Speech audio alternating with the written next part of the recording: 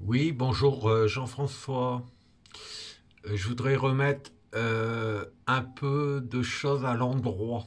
Parce que là, je pense qu'on part un peu de côté. Donc là, à Tours, aujourd'hui ou il y a quelques jours, il y a une élève qui s'est plaint à ses parents parce que dans le cadre de l'éducation sexuelle, par des spécialistes missionnés par l'éducation nationale. Par exemple, on a demandé à une jeune fille de 14 ans d'expliquer devant toute sa classe comment ça se passait quand elle avait ses règles. Évidemment, elle a refusé, mais on lui en a fait le reproche. Ça, c'est une chose.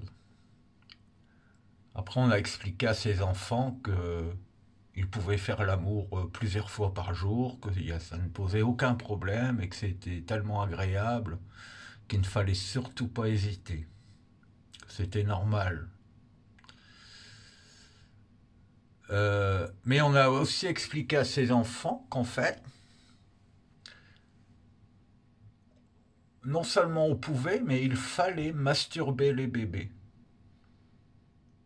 Parce que c'est agréable pour eux, donc il faut, pour leur équilibre psychique, masturber les bébés. Donc ça veut dire qu'il faut aussi masturber les enfants d'1 an, les enfants de 2 ans, les enfants de 3 ans. Puis après, on va vous dire que si votre voisin veut vous rendre service, il a le droit de venir dans le berceau chercher votre petite fille de 5 ou 6 ans, de la masturber, voire plus si affinité. On est dans quel... on est où là?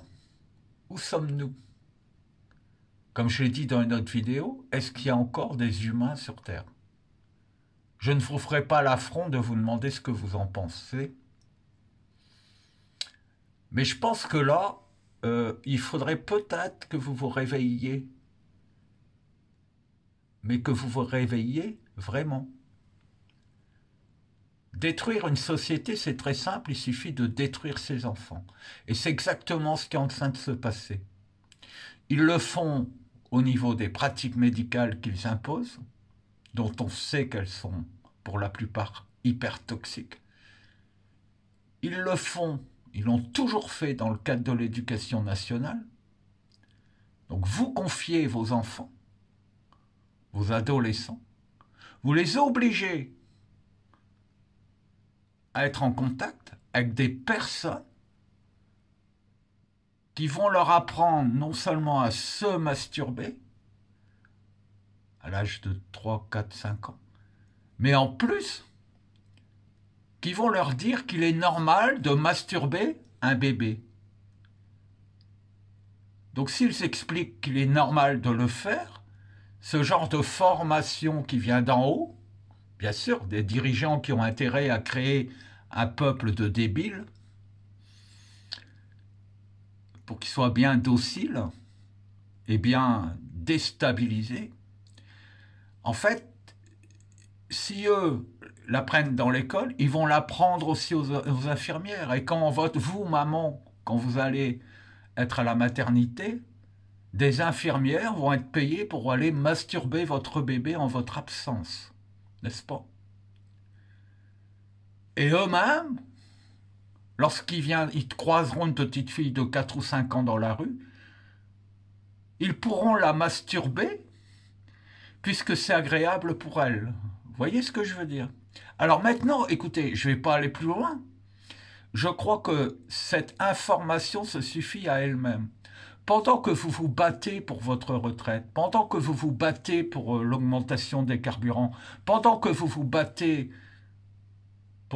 contre l'augmentation des prix de l'EDF, pendant que vous avez les yeux rivés sur la guerre en Ukraine, pendant qu'on vous impose des choses, ils sont en train de détruire non seulement psychologiquement, mais physiquement vos enfants.